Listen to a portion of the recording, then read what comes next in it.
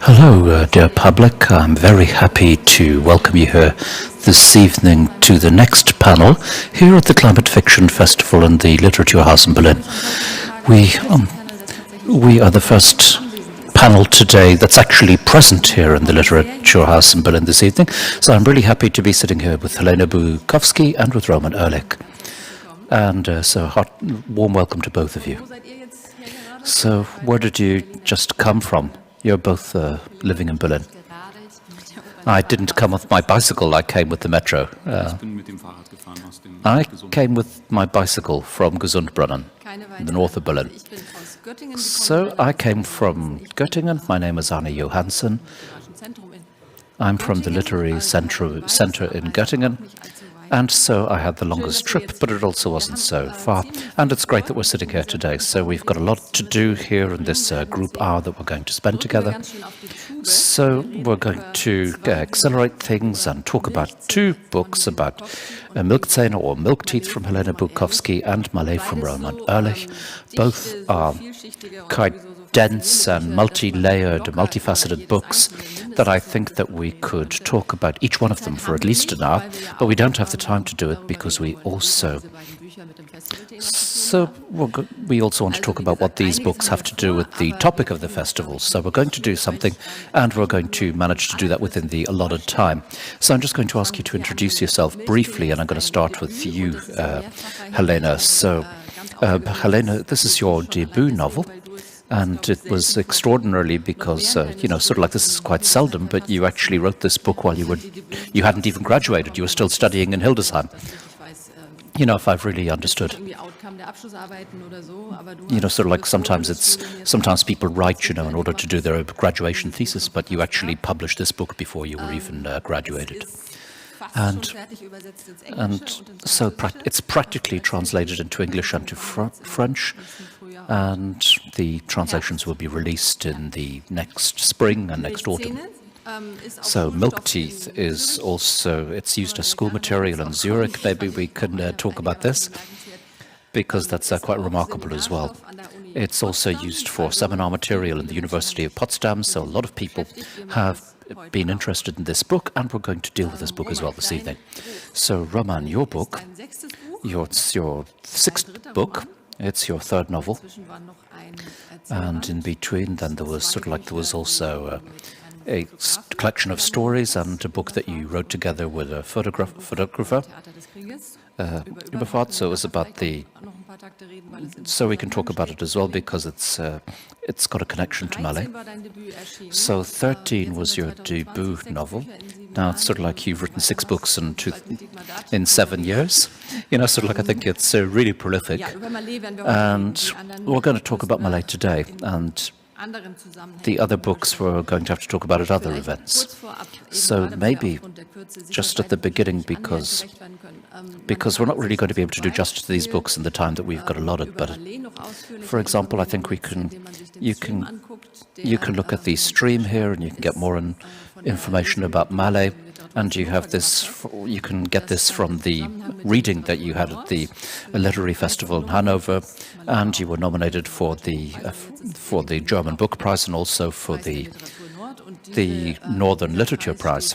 And this prize is also sort of like with the network of literary houses.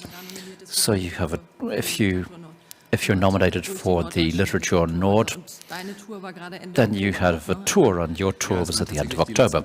Yes, it was the last days when it was even possible to read in front of a public, the last weekend just before the new lockdown in November. And that was my last event on the tour.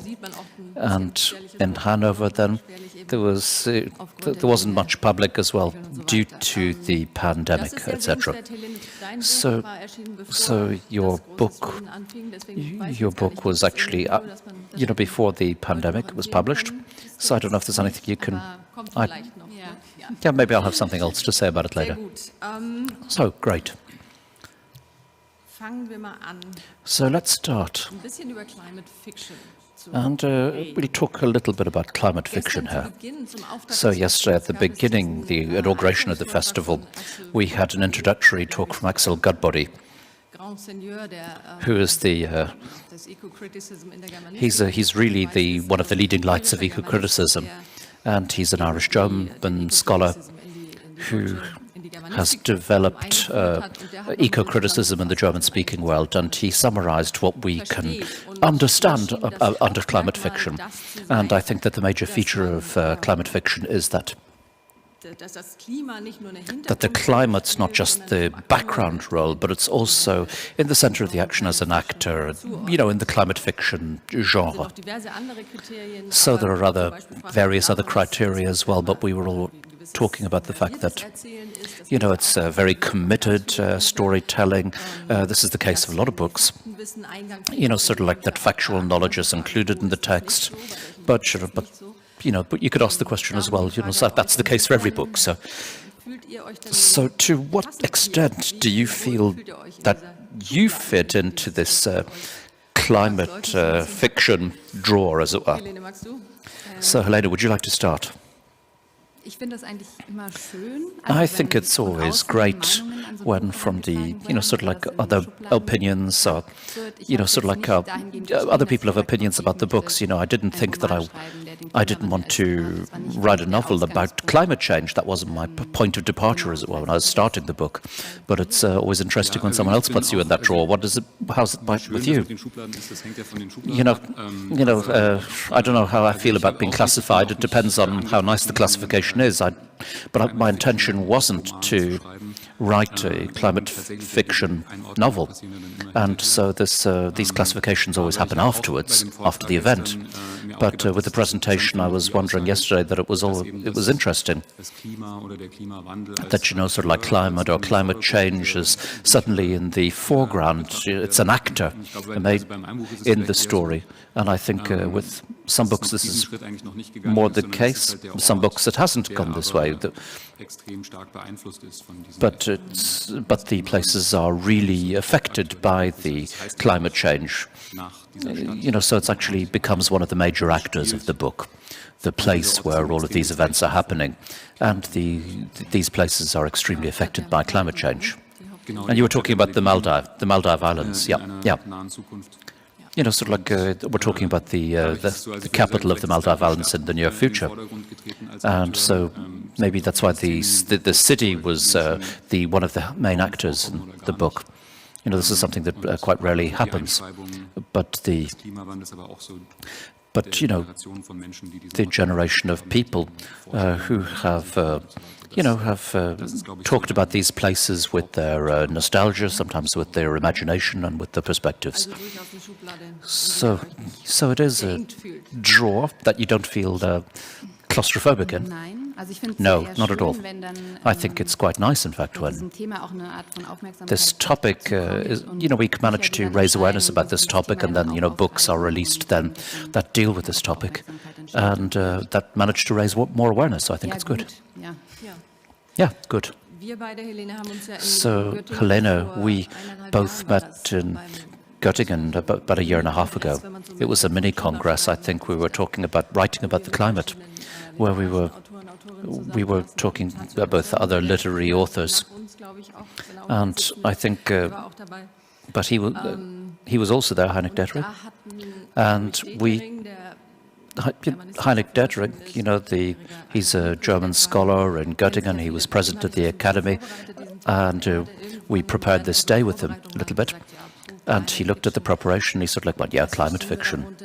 What do you understand by this? Sort of like in a couple of decades, everything, all the books are going to be climate fiction, because the climate or the climate change is going to be something that's so important, so ingrained in our lives that it'll be impossible to ignore it. So that would be a very broad definition of climate fiction. But sort of like you're at the avant-garde of the whole issue, because I don't know whether it's a major actor or not, but in any case, it is currently a hot topic at the moment, and your books are dealing with what's going on with the climate at the moment. And do you also have this opinion, that in a couple of years, sort of like it'll be impossible to ignore climate change when you're writing as an author? Well, I think that, sort of like authors are political people and they're interested in their environment, and that they need to be perceptive. And if they do that, then they won't be able to ignore these topics in their books, because otherwise then they're deliberately shutting something out that's present in daily life. Yeah, I could imagine that, sort of like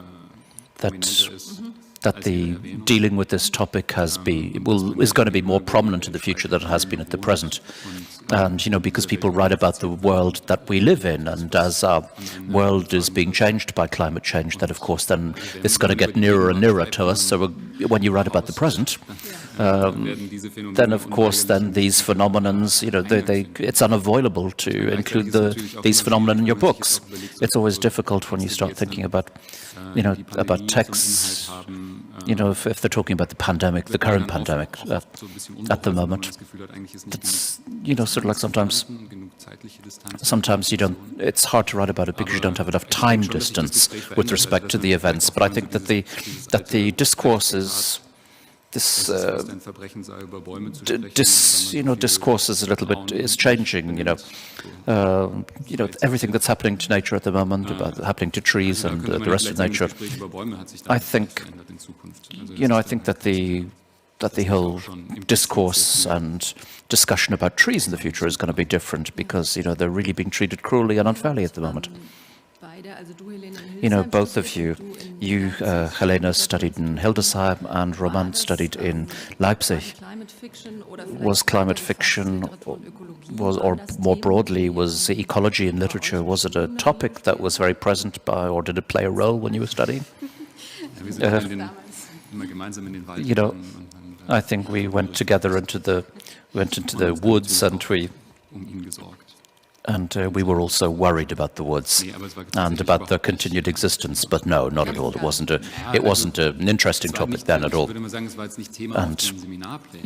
it wasn't a topic that was dealt with in the seminars. It was something that people talked about amongst ourselves. And we were wondering about, sort of like what moved us and what, brought us to writing and what we wanted to write about, and also talking about the different books that we were reading, all the different topics that we were dealing with and interested in. And we were wondering, how do we talk about this, or how do we write about that? Of course, but there were no seminars on climate fiction, and there were also no seminars on science fiction, and there were also no seminars on how to plot a successful crime novel, for example. The study was really concentrated on the individual genre of literature. We also had no climate fiction seminars. We had sort of like letter writing, or like we went walking, and this was one seminar we went walking. But I still think that they managed to teach us about important things that are even more important now, because it makes you sensitive and more perceptive of your environment. But so that was the fundamentals that we learned there. And of course, that's useful now, or it's become more of general use when you're writing as an author. And it helped us to shed new light on the present. So I think that, I do think that they were setting us up to be more interested in any case. And so did your study help to contribute directly or indirectly to the genesis or the creation of this book? Can you explain, Helene, how this happened? I wrote quite short stuff, and I always thought it was silly. Then people were saying to me, you were writing your novel during my studies, and then there was a fragment when I I was, my milk teeth, I was interested in this topic for a while, and I was sort of like thinking about what it actually meant, the brutality of the whole thing, and the fact that you lose these teeth.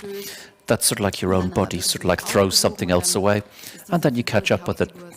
And then this is where my major character came from, and characters that are really attached to something, and then this weather sort of like got under the skin of the character, as it were. And then there are scenes where he sees his mother, Edith, and the child, and they're at the pool, and the mother insisted on going bathing, and Skylar sort of like said no. sort of like in our area, we don't go bathing or swimming because it's always cold. And this was the original scene of this novel, and then I sort of like started constructing my world around this. This sort of like a radical weather change occurred quite early on in the novel. And that was just the way it all occurred. That was my point of departure. So we'll go into your novel in more detail. But Roman, what was your path to Malé? At the beginning, I had the idea about writing this book about, sort of like this came to me through the place itself. I was going sort of like purposeless through the internet with Google, sort of surfing through Google Maps, and then I found this city. And when I found the city Malé, then I wasn't, I think I'd already looked for it before, but then I just saw this little, this point on a satellite map somewhere in the middle of the sea, and it's completely overbuilt with houses. There aren't really any beaches that you can talk about. There's no real nature either in the city, but it just looks like sort of like a biscuit that's been sort of like a frisbee that's been thrown into the middle of the sea and sitting there as a city. And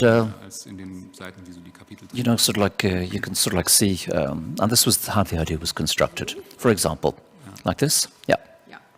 Here you can see the image, just an example. And then I sort of like read even more and more about this city, and then for me, then it's a very literary place, which has a lot to do with things that I'm interested in anyway, and I write about anyway. So I think that my book is a connection, or is in the continuation of my previous books. And so these are topics that are recurring, and something that sort of like you sort of like tell individual stories, and sort of like they keep going around and sort of like gaining in importance, and they keep going around topics that I've been interested in, but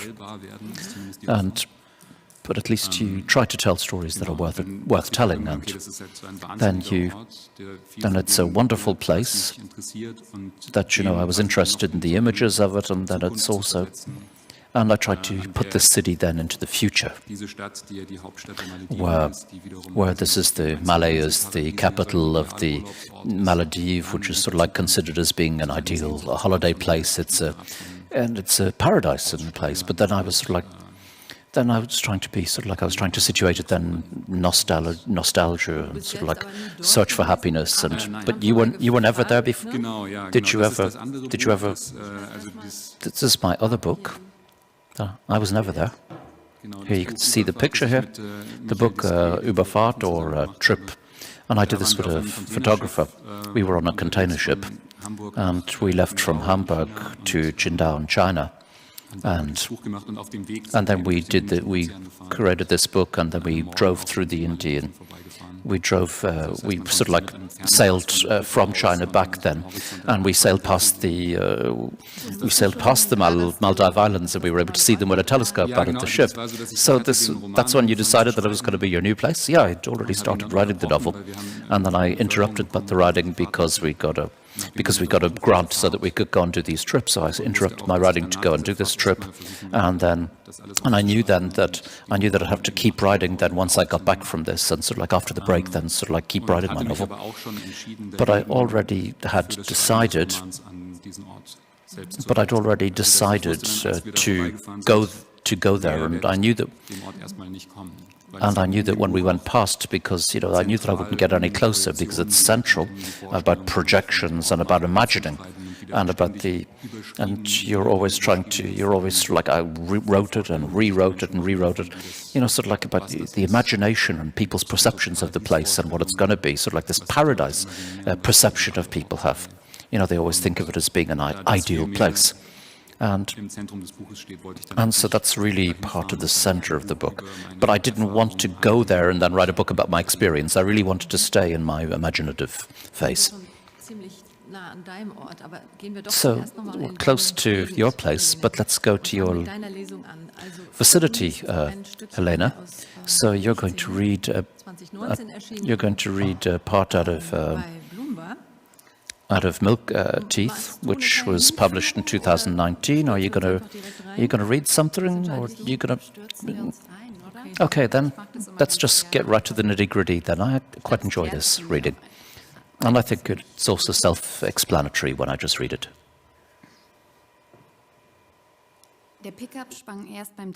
Milk Teeth by Helene Bukowski, translated by Jen Kalea. I woke with a start.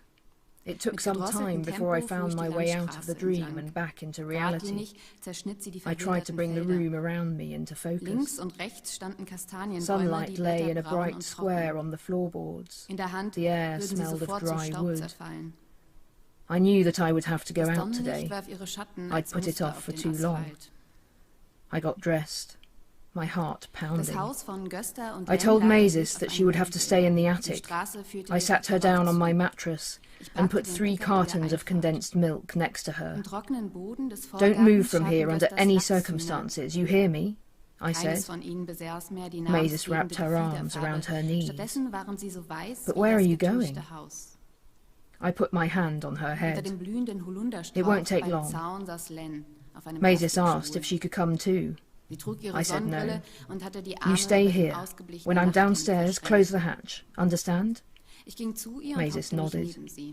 I stroked her hair and climbed down. The pickup wouldn't start until the 3rd attempt. It was so hot I had to keep wiping my brow so the sweat wouldn't run in my eyes. I drove along the road at a low speed. It cut straight through the overgrown fields. To the left and right stood chestnut trees, their leaves brown and dry. They would instantly crumble to dust in your hand. The sunlight threw their shadows in patterns on the asphalt. Len and Gusta's house was up on a hill. The road led directly to it. I parked the pickup in the driveway. Gusta's salmon Faverolli hens scratched at the dry ground in the front garden. None of their feathers were still the colour lent to their name. Instead, they were as pale as the whitewashed house. Underneath the blooming elderbush near the fence, Len was sitting on a plastic chair. She was wearing her sunglasses and had her arms crossed over her faded nightshirt. I went and crouched down beside her. "Is that you, Skalde?" she asked. I offered my face to her, so she could examine it with her hands. To this day, I still remember the story of how Len was blinded. It happened long before I was born, and yet she had told me so many times, it seemed as if I'd been there. It was the first cloudless day in years. The temperature was below freezing. Len had climbed up a hill in rubber boots. The frozen earth cracked under her soles. She was standing right at the top when suddenly the sky grew dark. It was only midday. The whole horizon reddened like the sun was setting. Astonished, Len raised her head and stared at the sun, which was obscured by a black moon. She was so fascinated by what was happening, she didn't look away for minutes on end. The sky regained its colour, and she squinted. A white spot appeared in her line of vision, burnt up, and all that remained was darkness. When they found her, she was blind in both eyes. "You well? Is it bearable with Edith?" Len asked. "She sleeps a lot," I replied. Len placed a hand on my shoulder. "You have the heaviest heart. It's never been easy for you. Are you going to come visit me again soon?" "I'd like to very much, but I lose my way in this heat." I didn't say anything. "Maybe we have to make the best of it. It's out of our hands," she added. "Let's go in," I said, helping her up and leading her inside. The window shutters were closed. It was pleasantly cool. Through the open living room door, I could see Gusta. She was sitting forlornly on the sofa. It looked like her wrinkled skin was covered in a coating of dust. Only the flickering of the television illuminated the room. "Go in quietly," Len said. Maybe she'd sensed my hesitation. She squeezed my hand and slowly walked in the direction of the kitchen, feeling along the wall as she went. I took a breath and entered the living room. Gösta didn't move. I sat down next to her on the worn leather sofa. The grey carpet was so thick my shoes sank into it. The television showed a jittery shot of the river. The strong flow kept loosening rocks from the banks and pulling them into its depths. The sky was shrouded by clouds. It was drizzling. Had to cover the camera with a plastic sheet, otherwise the rain would have ruined the electronics, Gösta said, without unfixing her gaze from the television. The camera's image established. The sight of the dark water made me sleepy. I propped myself up on the armrest. No one can even imagine now that the weather was always like that, Gösta said. The shot now showed a road, half submerged in fog. The asphalt was broken in a lot of places. Beneath it lay the old cobblestones. Rain had collected in the potholes. But it'll be like that again, I said insistently, pointing at the television. Gösta took off her glasses and polished them with the hem of her nightshirt. It has to. Anything else is frankly no way at all. I never knew temperatures over 20 degrees when I was a child. I slept under the skylight, and every night I'd hear the rain. Now I lie in bed and can hardly move, it's so hot. It's enough to drive you mad. She put her glasses back on and looked at me. But I always say to Len, we have to be patient. Summer can't last forever. I nodded. I too had talked myself into believing that it was only a matter of time before the fog returned. I could now see Gösta and Len's house in the video. It was flanked by bare birch trees. It took a moment before I realised that it wasn't dust, but hoarfrost that covered the branches. Len stepped out of the front door. Inside her rubber boots, she was wearing thick socks, which she had pulled up to just below her knees. A scarf and hat concealed her face. She stretched her hand out into the air. Fine snow was falling from the sky. A metallic clicking sound came from the video recorder, and a black and white flickering replaced the picture. Gösta rubbed her eyes. Shall we? She said, getting up from the sofa. Without first switching off the television, she went outside. I followed her into the garden. We walked along the dry stone wall until the end of the plot, where the vegetable patch was in a shady hollow. The beds were protected from the hens with a picket fence. It all needs watering, Gösta said. She sat on the bench under the blooming apple tree, and I went to the shed and fetched the watering can. I filled it from the pump next to the house, and careful not to spill anything, carried it to the vegetable patch. I had to go to the pump a dozen times before all the beds were watered enough. Drenched in sweat, my t-shirt clung to my back. I put the watering can back in the shed and sat down next to Gösta on the bench. A gust of wind drifted through the branches. White blossoms fell all around us. Gösta stretched out her hand and caught it. It made me think of the video. That it used to snow here was hard to imagine. I have to tell you something, Gösta. Did you do something wrong? I looked around uneasily. Gösta dropped the blossom. Go on, spit it out. In the forest, I didn't dare look up from the ground. I found a kid. A kid? What are you talking about? It's not from here. It's got bright red hair. How did a kid make it into this area? I shrugged. And now, I brought it home. You know what the others will make of that.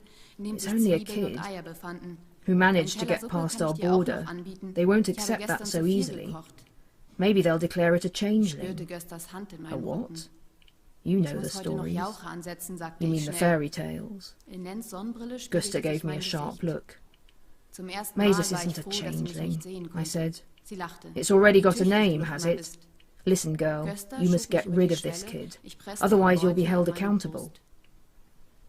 Gustav wanted to continue talking, but Len had opened the shutters in the house, leant over the sill and called to us. "We'll be right there," Gustav answered, and she said to me, "Make the kid disappear tonight. Do it like my mother did. She drowned stray cats in the rain barrel. You just need a bag, rocks, and water that's deep enough." There's some passages in the novel, and the next part is also one. Gösta hatte mir die Geschichte von der Gegend erzählt. Bevor die Brücke gesprengt worden war, hatte sie als Jägerin gearbeitet. Len was standing in the corridor, where Gustav's butterfly collection was mounted in square glass display cases. The iridescent colours had faded long ago. "Here," Len said, passing me a cloth bag filled with onions and eggs. "And I can offer you a bowlful of soup. I made too much yesterday." I felt Gustav's hand on my back. "I've got to do the mulching today," I said quickly.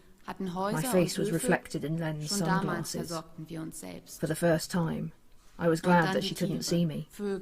She laughed. "You're always so efficient." Gustav pushed me through the door.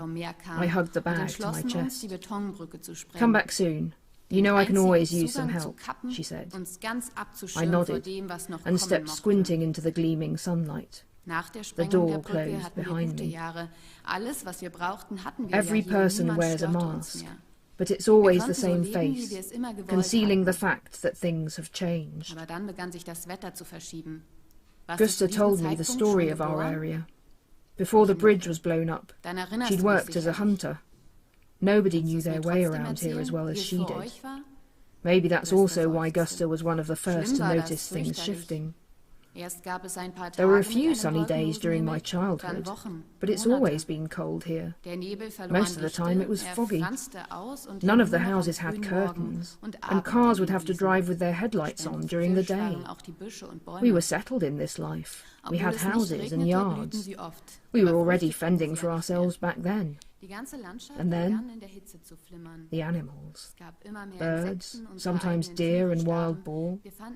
They were sick, straying our way. We knew they'd come from the sea, and decided to blow up the concrete bridge, shutting off the only way in to completely shield us from whatever still might come. After blowing up the bridge, we had some good years. Everything we needed we already had, and nobody bothered us anymore. We could live how we always wanted to. Only then, the weather started to turn. Had you already been born at this point? I nodded. Then you most probably remember. Can you tell me anyway? What was it like for you both? Gustav sighed. It was bad. Terrible. First there were a few days with not a cloud in the sky, then weeks, months. The fog became less dense. It frayed and only hung in the meadows early in the mornings and in the evenings. The bushes and trees were strange too. Even though it didn't rain, they often came into bloom, but no longer bore fruit. So thank you, and thank you, Helene Bukowski, for this reading, and thank you as well for thanks to the translator of the English text as well, whose voice was also on the English version, and Jen Kalea, who's also on the stream here and who is responsible for translating the whole book into English, which will appear in 2020. So, in your book, you sort of like, whether it's a climate novel or not, but it still talks about social conflict, which is to the foreground. And in a case, this mother-daughter drama. And we've heard of Skylar, and then we've talked about her mother, Edith. And, she's a, sort of like, then there's the foundling child or whatever, like a third generation practically. But none of this is mutually exclusive. On the contrary, even. I think that they are connected, that the figures have to act like this because they live in this place, and that these threats, these menaces, these changing landscape creates these threats that have an influence on their behavior. And I think that when you look at that, if you're sitting in a properly air-conditioned hotel room, then of course it's not as dramatic as it is in the book with those conditions. So of course for me it was very important that the landscape was also an individual actor in the whole story, and that it had a direct effect on these characters. You didn't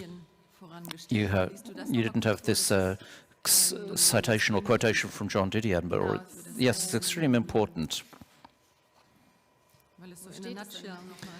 But in a nutshell, just to... People are formed by the landscape they grow up in, sagt sie.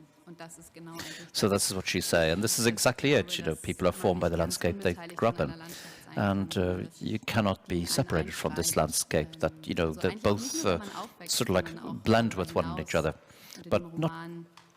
You know, that the novel as well is also influenced. That they also grew up influenced and forged by the landscape that are in there, and of course then the climate and everything else, and the conflicts that are in there as well.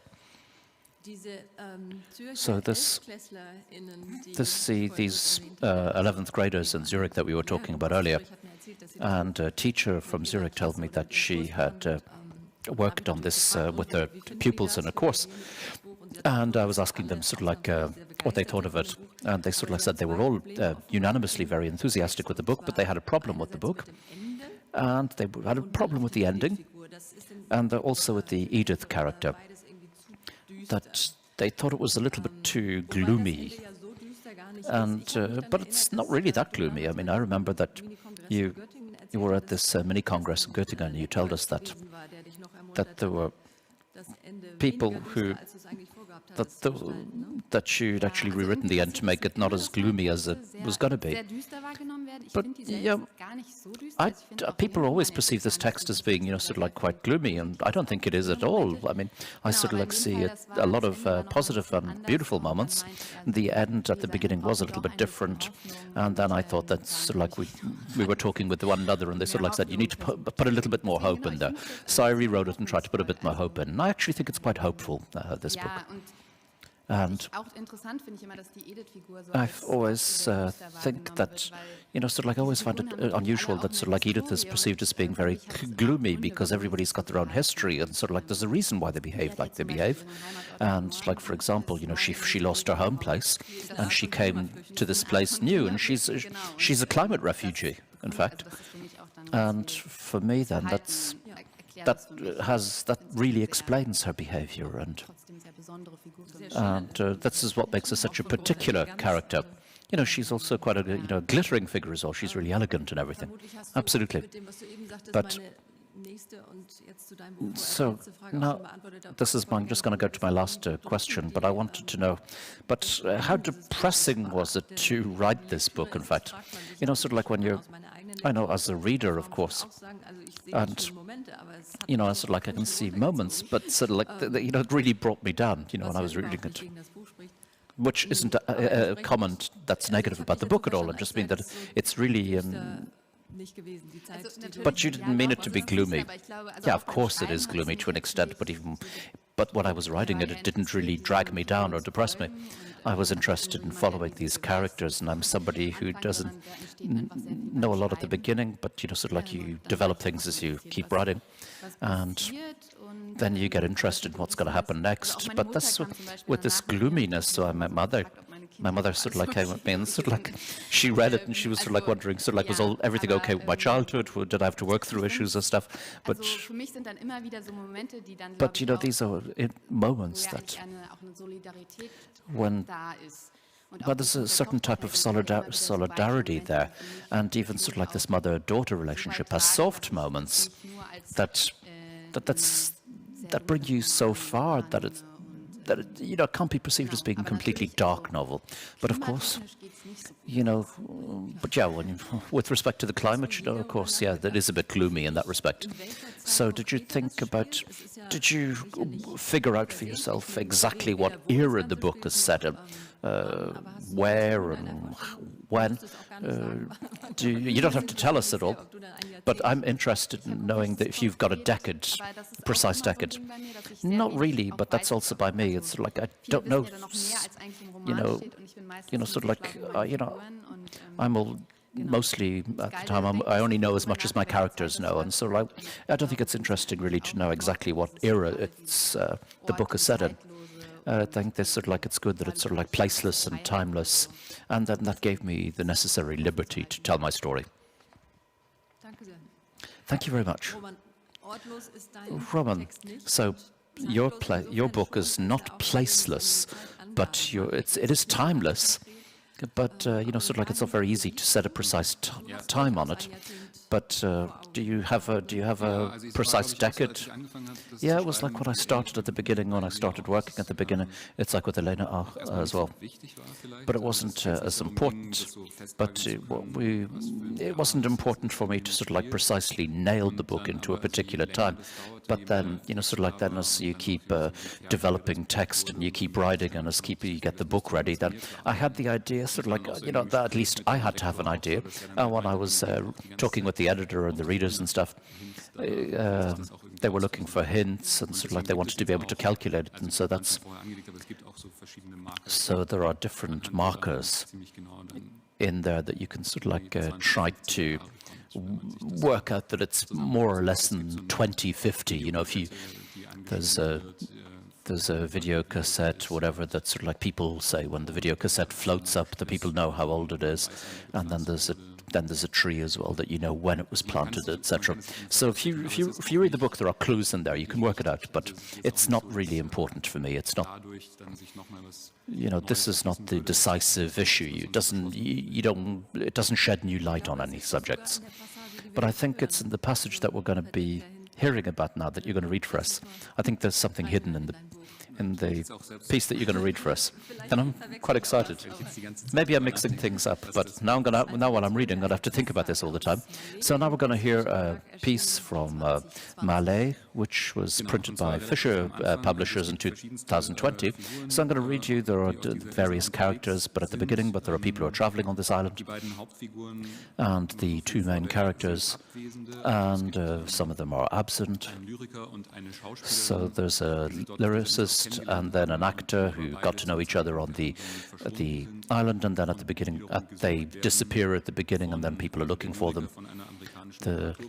So the lyricist is being looked for by an American scientist who's interested in his works, and the actress is being looked for by her father, who doesn't want to accept, and he doesn't accept the fact that his daughter just disappeared onto this island and maybe has died there as well. So, because you sort of like get the feeling that there's a body, there, and that this body is probably the body of the actress, and so he travels to the island in order to find out more about this, in the hope that it's not the case, that not as he expects. In the spot where Francis Ford is standing by the murky wall of windows, in the light of the grimy panes struck by the afternoon sun, glaring through the clouds, all the dust, the salt and the filth on the glass flaring golden, the dark blue carpeting has faded with the years. Even when the sun vanishes behind the heavy drift of the clouds, when the shine of the filthy panes dims away, Francis Ford is left standing in a light, pale blue rectangle in the deserted breakfast room of the Royal Roman Residence Hotels on what is now known as Daisy Street. A thick layer of dust has settled on the furniture. Even the air, which hasn't stirred in years, is coated with dust. Old and dead, thinks Francis Ford, and each breath of that dusty air stings the nose and fills the lungs with a heavy feeling that makes the heart all dark with shadow. In the whole vast room, plunged in permanent darkness, farther inside the building, there was nowhere the two of them felt like sitting down.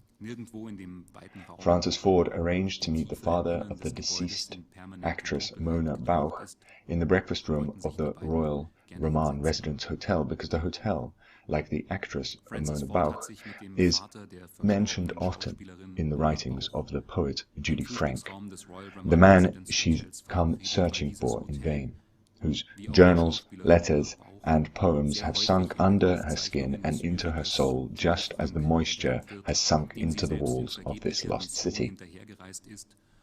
Francis Ford arrived in Malé about a week and a half before the father of the actress Mona Bauch.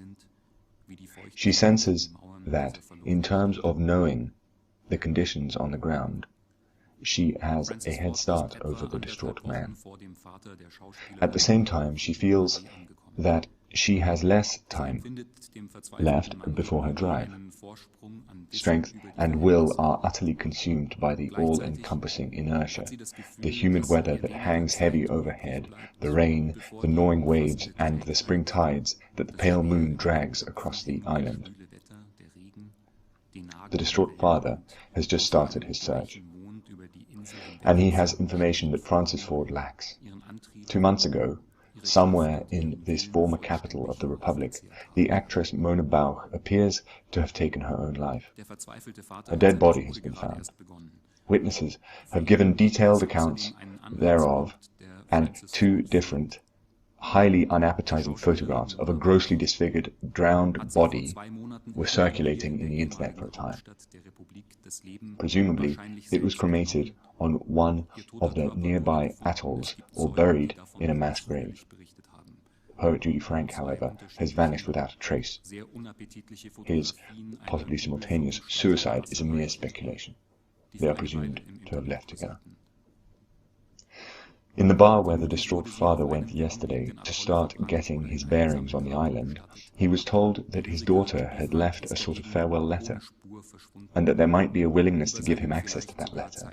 Something could be contrived, a meeting arranged for mutual benefit. Francis Ford overheard the conversation at the bar counter between the newcomer and the muscular, strict and uncompromising Dutch woman Hedy Peck. Francis Ford offered to meet the helpless seeming father at the Royal Roman Residence Hotel on Daisy Street the next day, saying that she had no deal to offer him, nor perhaps could she really help him. But her search and his overlapped in a way that might interest him. Francis Ford explains to the father, who is standing a bit farther behind her in the room, not in the pale rectangle of carpet, but still in the light of the windows. I come from a pretty part of the US, where we still get properly cold winters and very green and vibrant springs. And I majored in German at the university in my hometown and did my PhD on contemporary German literature. I was most interested in the poets born after the turn of the millennium, amid the turmoil after 9/11, the major financial crises and all the contradictions of the time, and, putting it very broadly, how they tried to capture that in their poems from their perspective in Europe, with Germany's unique history, where I focused on the motif of the blue blossom, which was such an important symbol for the Romantics, and played a role in East Germany too, and often got used later on as a code for the politics of the far right. I don't know if you're interested in contemporary German poetry, but the symbol of the blue flower is quite pervasive. The whole body of Romantic symbolism has had a renaissance in German poetry over the past several decades. My thesis supervisor, who I was working for at the university, wanted me to advance my academic career and publish papers, and he kept trying to nudge me toward new topics. But I didn't want to advance my career. Actually, I didn't even want a university job anymore. A few months ago, my thesis advisor went to a conference in Germany and brought me back the entire posthumous papers of the German poet Judy Frank, which at the time we didn't know were posthumous, but meanwhile I believe that Judy Frank is no longer living, and that's connected in part with your daughter. While the literary scholar Francis Ford holds forth, the father of the actress Mona Bauch listens with a patience he's never known before. He registers every detail with hyperclarity and total vividness, feeling that at last someone is settling out to explain all the things that have been so incomprehensible, unreal and nightmarish. The father of the actress, Mona Bauch, has never taken any interest in contemporary German poetry. The poet Judy Frank, Frances Ford continues, holding up her hand between herself and the highly attentive father as she counts off on her fingers, brought out 9 books of poetry with his German publisher. Lingering Under a Floating Load, Motorized Maids, World Without End, The Rascals from the Third Reich, My Life as a Child, A Twig and a Twin, Eclipses, The Vibe of Wittenberg, and Salmon, My Bunny, before announcing to his publisher that he was heading for Malé because he didn't like it on the mainland anymore. Frank hoped that here in Malé, with the émigrés, he could find a milieu like the 1980s West Berlin he'd always pictured. West Berlin was an island surrounded by East Germany, a bit lost, a place where people only wanted to go if they were already a bit crazy and couldn't cope with regular society. The father of the deceased actress tells Frances Ford, still staring at her fingers, which, after counting off Judy Frank's poetry collections, have interlaced in a shape that makes him think the words Indian teepee, that Mona was also fascinated by the history of divided Berlin, and he recalled her once saying that the only Berlin she'd like to live in was that West Berlin of the old days. I don't think she ever really warmed to the real Berlin of today.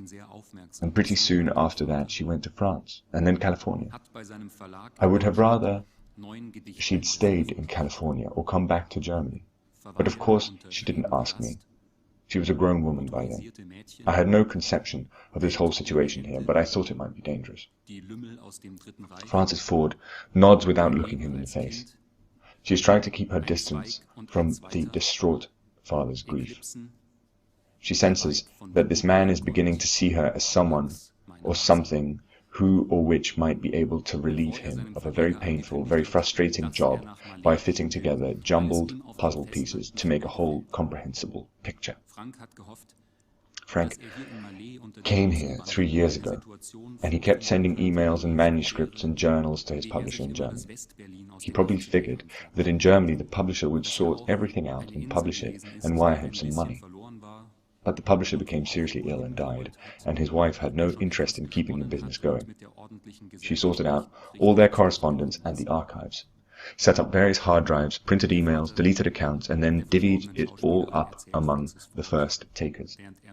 And so the thing ended up with me by way of my thesis advisor.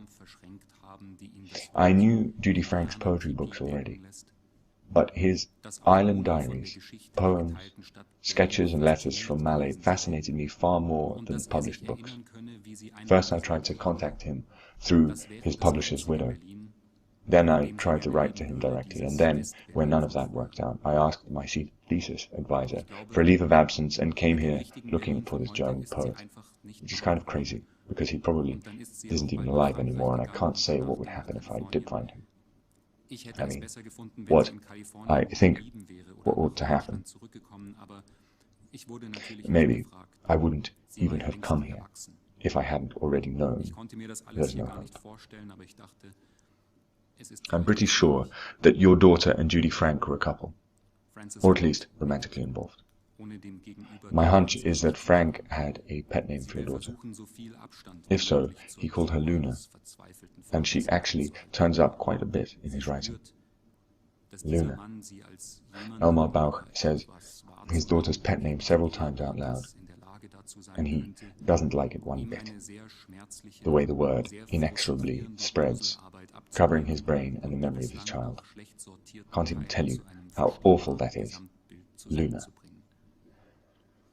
It's hard to say what to make of the whole affair with your daughter's farewell letter, but my advice is, be careful not to get taken advantage of.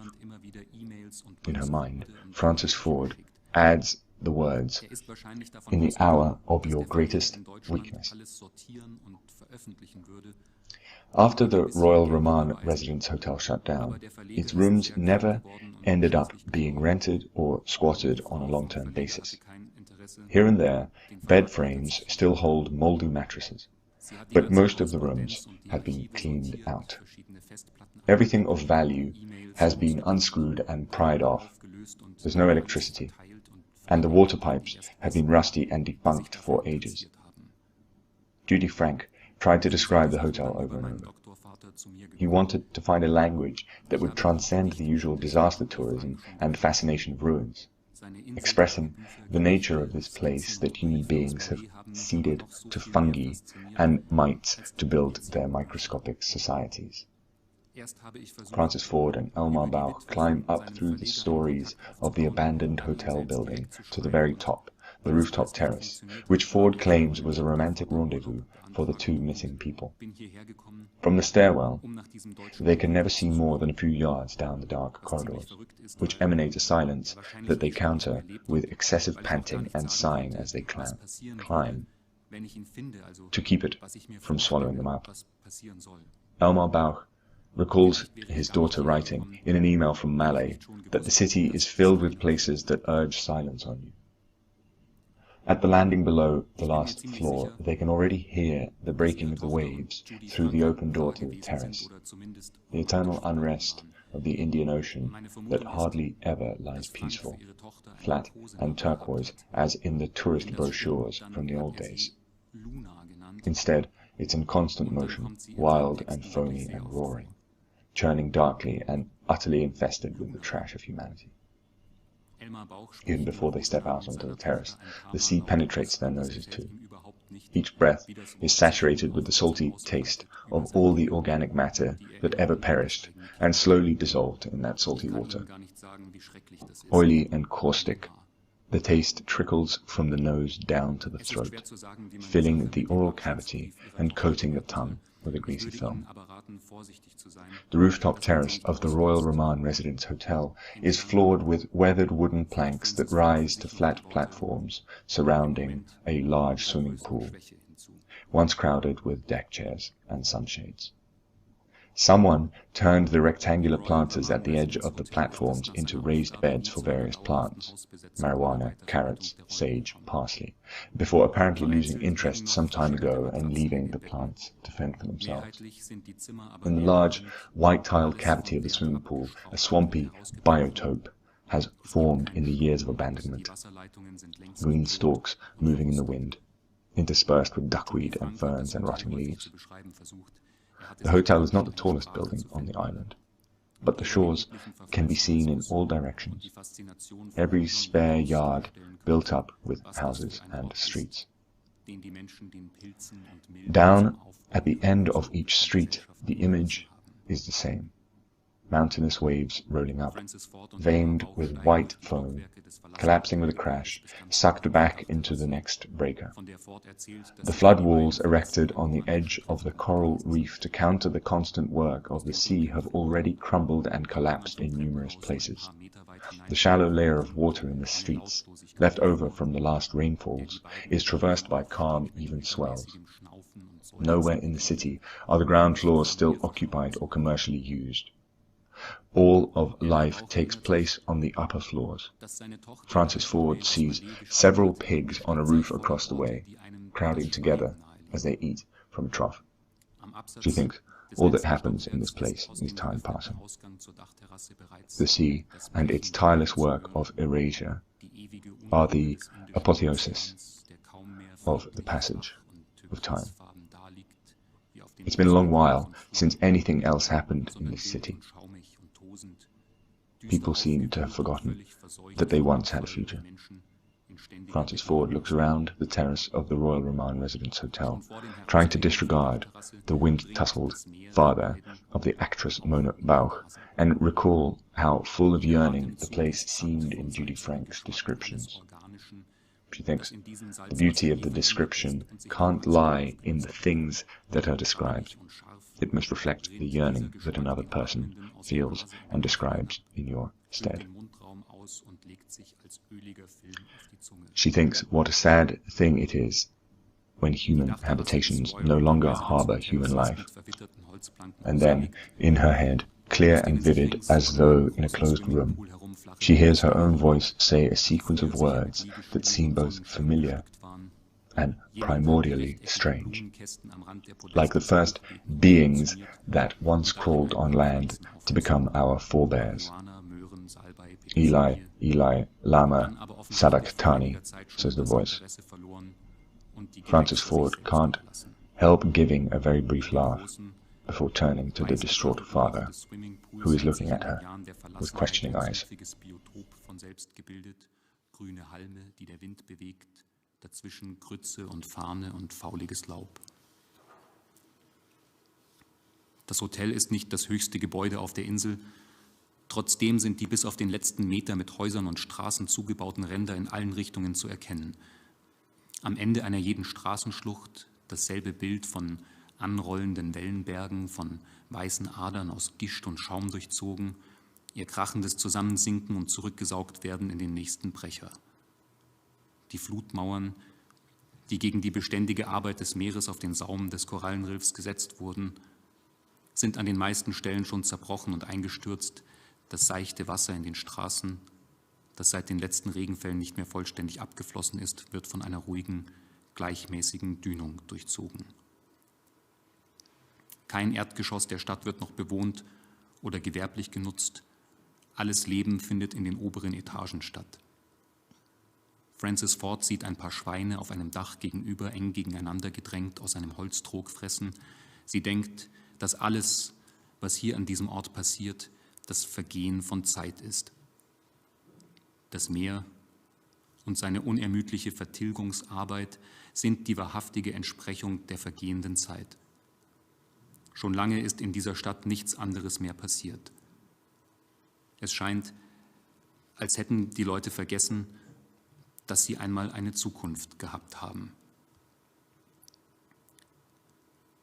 Francis Ford schaut sich auf der Dachterrasse des Royal Raman Residence Hotels um, versucht den vom Wind zerzausten Vater der Schauspielerin Mona Bauch dabei auszublenden und sich zu erinnern, wie sehnsuchtsvoll ihr der Ort in der Beschreibung des Lyrikers Judy Frank vorgekommen ist. Sie denkt, dass die Schönheit der Beschreibung nicht in den Dingen liegen kann, die beschrieben werden, sondern ein Abglanz sein muss von der Sehnsucht, die ein anderer empfindet und stellvertretend beschreibt. Sie denkt, dass es eine traurige Sache ist, wenn in den Behausungen der Menschen kein menschliches Leben mehr stattfindet. Und dann hört sie in ihrem Kopf klar und deutlich, wie in einem geschlossenen Raum, ihre eigene Stimme eine Folge von Wörtern sagen, die ihr zugleich vertraut und urzeitlich fremd vorkommen, wie die ersten Wesen, die einmal aus dem Wasser an Land gestiegen sind, um unsere Vorfahren zu werden. Eli, Eli, lama sabachthani, sagt die Stimme. Francis Ford muss sehr kurz auflachen und wendet sich dann dem verzweifelten Vater zu, der sie fragend ansieht. Thank you very much, Roman Ehrlich, and thank you very much for the translation as well, which was translated by Isabel Fargo-Cole. And Roman, in the discussion about your book, and you already talked about the relative distance of the narrator, the distance between the narrator and the major characters. But I think that these parts that you read out for us, I think it's a really good, that we're really beginning to get closer to it. There's a lot of pain in that. And just, and you've even managed to include Jesus' last words in there, Du hast in dem Gespräch, das man in dem Hannoveraner Stream eben in the Hanover, in your presentation that you made in Hanover that you can see on the stream, you were sort of like saying about the imagination that we have of this place as being paradise. That, all of the characters who are gathered on Malé and how decisive they are, what about this perception of the place as being paradise? And then sort of like then this place then has become, sort of like this place is not paradise at all, sort of like you water up to your knees, everything stinks, it's ugly. I think that the imagination of paradise, I think that's very important, first of all, because because the conditions, that's what the conditions are like at the moment, and this is what people imagine. In our present time, this is what they think about the place. That's their perception. You know, but it's, but, you know, but, you know, sort of like Roland Barthes, you know, they talk about the superlative house, you know, you've got everything available that you need, but at the same time, you know, you're totally irresponsible for the complex reality of the people who live there, and this, you know, sort of like you're isolated from the real world and from the obligations and responsibilities that are associated with the place. And this is, you know, sort of like paradise, you know, when you've got this perception of places, then, you know, it's all about, you know, sort of like people sort of like provide all sorts of services, and then they optimize resources. And, you know, that's why these Insel, they're sort of like the island republics, sort of like, they're really dependent on tourism, and they're really going to be affected the most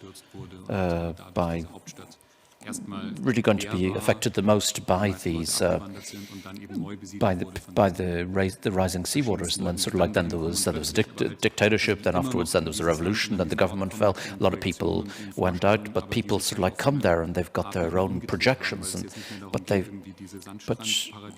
you're not talking about this sort of like these you know, sandy beaches and these turquoise seas and everything, but it's a place which is so open and so unoccupied, and so maybe you can have another type of life that's possible there, but people go there to work on themselves, and I think that's in common with the people who travel there at the beginning. You know, it's not really about the place, but it's about the fact that the place itself offers possibilities to deal with one's own issues, and I think you know, it accompanies you in this introspection. And you know, when you look at the collapse of the, you know, people can go there without necessarily being associated with any projects for the future, and what consequences this have. You know, it makes you think about your own, the consequences of one's own actions and the fallout from them. And sometimes, you know, you forget it. You know, sort of like the offer at the moment is that you can go there and you can forget exactly why you're there. But you sort of like said about the fact that people were in a bubble there, and that's something that connects both of your books. Isolation, in which the people, the Caribbean characters in your novel. And you know, we're talking about Clyffe Islands, and you know, sort of like we're talking about sort of like the rising sea and the islands being threatened by it, and with this background, the characters are being subjected to the natural phenomenon. And so, can you? Helene, can you tell us something? In any case, but my book, of course, The Islanders, this is the main part of the structure, of course, this is clear, but there's always the possibility to go to the island and come away from the island, of course. You've got to pay people who bring you there or bring you back in the book.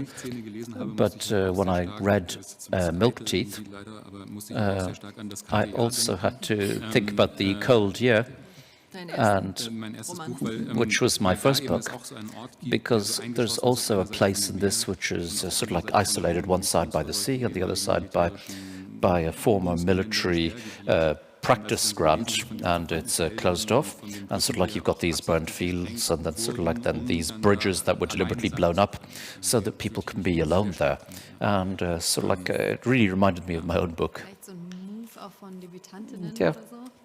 Yeah, maybe it's kind of like a mover phenomenon. I really noticed when I was working on my new project that it was really interesting in Milk Teeth to have this isolated place, because they can't get away from it. this, you've placed limits around them, and that made my writing work very comfortable. Yeah, I also think it's very comfortable because it enables you, because it enables you to, people have to remember things, people have to tell their stories, and there's, because you're on an island or in a really isolated place, that you've got to, the characters can only focus on themselves and the stories. Yeah, but with me, these exploded bridges, this was an idea that I had later. My idea was that they all had to live there. But then other people were reading it, then they were sort of like saying, but then why don't they just get out of there if the conditions are that bad? And so then it was clear for me then that we had to draw a border. And, people just can't have the possibility to just get out of there. And so this is where I got the idea about exploding the bridges and blowing them up. So this helped me to make the conflicts there a little bit more extreme, and that, sort of like things that were boiling over in this little environment that I created. But then there's also this stubborn insistence that one belongs to the landscape. I mean, this is what I was, sort of like I was wondering, when I was reading it, sort of like, why do people want to stay there? Sort of like the people are dreadful, the place is dreadful, the weather's awful, and then sort of like there's a river that you can get over, and maybe things are better on the other side. But then I was sort of like, I thought it was also relevant that this place, that sort of like it was a home, that it's a place that they know, it's a place where they grew up, and so this is a place where they feel safe, and so you feel attached to it. Or at least that this is where they feel that they're in control. Because the more that you travel and the more you move around, that the less is your capacity for action. The more you stick in one place, then the greater your capacity is to be active there, or to help control things and how they develop. Yeah, I do think that this place, this is where this has an extreme meaning, and then first of all, the main or the constant things there, that people always find protection there, or they can go into the wood, and the wood is always there, and then all of a sudden, then the wood changes, and this is where the dramatic features are there. But Edith, sort of like, as against her mother, Skelter has a difficult relationship with her mother, as we said, and and I thought that sort of like the existence of this landscape, that was interesting to say. And then what Gusta says, this character, then all of a sudden this landscape then starts to, sort of like, instead of protecting these characters, then it starts to turn against the characters. And it's sort of like it also destroys the connection, or what they think is the connection between them. And I think the characters the people from the island were sort of like, sort of like this is the same thing. In fact, sort of like the landscape has, jumped up, bit them, as it were, or was not protecting them anymore. And but anyway, that's why I blew up the bridges, so that to isolate them more. Maybe you could do something, a co-production between you. But in fact, both groups are insisting, they're really, I think that, I think that's an interesting point. Yeah, that's true. I wouldn't say that, I don't think that it's a debutante or a beginner's thing is with these closed rooms. I think it's quite an interesting thing, and that my container ship book that I also wrote, then the interesting thing was that it was an extremely restricted space that I was on, sort of like a ship where people live on it for months sometimes. With their, short-term contracts, and sort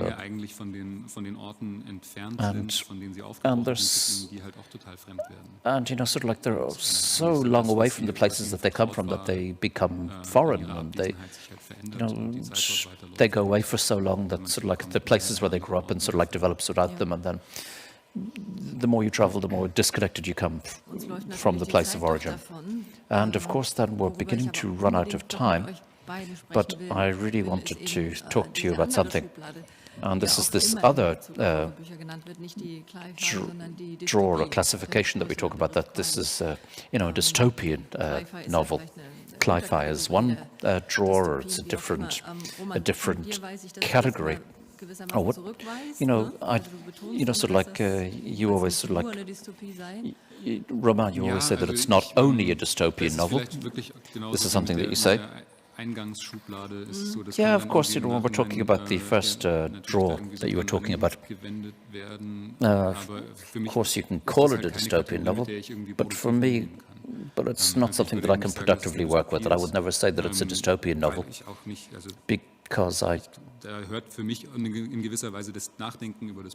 because I have to, because you stop thinking about the book. Yeah, and that's sort of like, then it's just sort of like, it's just a dreadful vision of a dreadful future in which nothing more is possible.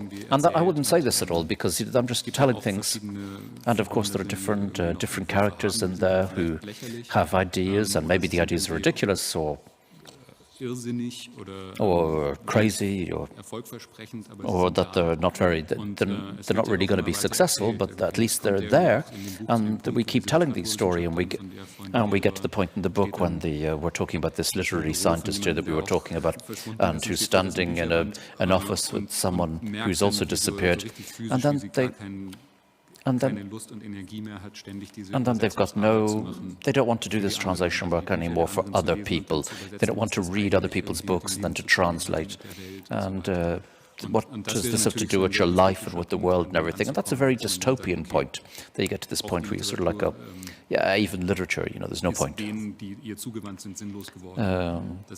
the people, sort of like, there's just silence, and that, sort of like, everybody's got wet feet. But this is but I think that we do tell lots of different stories here, and then we people keep going. So it's not dystopian. But when we're talking about dystopia, yeah, of course, there's a very strong analytical potential. What would you're talking about sort of like xenophobia in your book, Helene, or racism, for example, because Edith is sort of like a climate refugee, so it talks a lot about exclusion, and or when you were talking about the description of tourism as well, that it's then the classic tourism, sort of like not the tourism, the emigration tourism that happened. Hetty Peck, these are wonderful quotes that you have, but we don't have. We should all just read them, because you don't have enough time to read them out anymore for us. But sort of like this, especially these decade-long tourism on the Maldives, for example, and how this is written in the book. Then it's really connected with the future. That's exactly my point. But sort of like dystopia is sort of like. But I'm more interested in what's happening now, and not what's happening in the future, what's going to be negative then. But I try to find an atmosphere, and I try to find pictures. But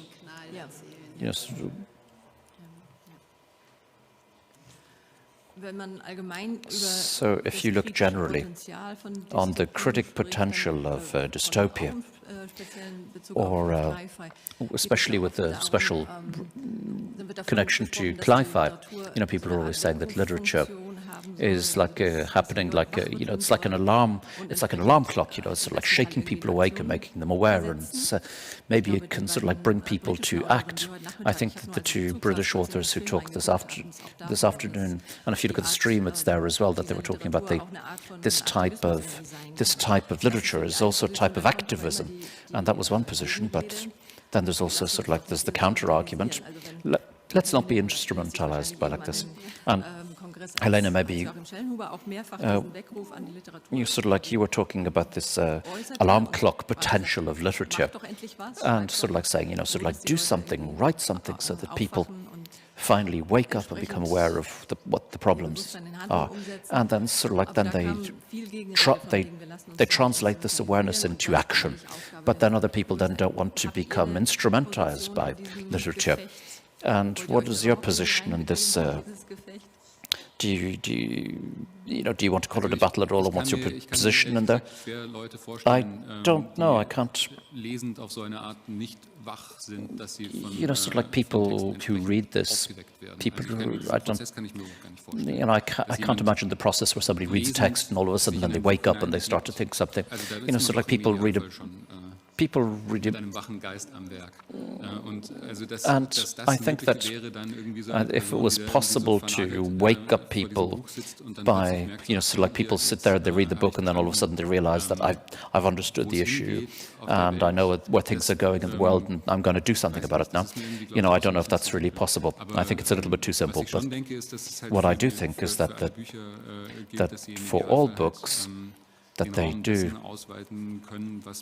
they can help to broaden our horizons about what we can think about, what we think, our perception, or they help us to comprehend things. And if there were no books, and if there weren't all these different types of fiction, then of course we'd just think think about what we know and what we're used to, and we wouldn't have new ideas and we wouldn't have fresh thoughts. So I do think that, of course, that there's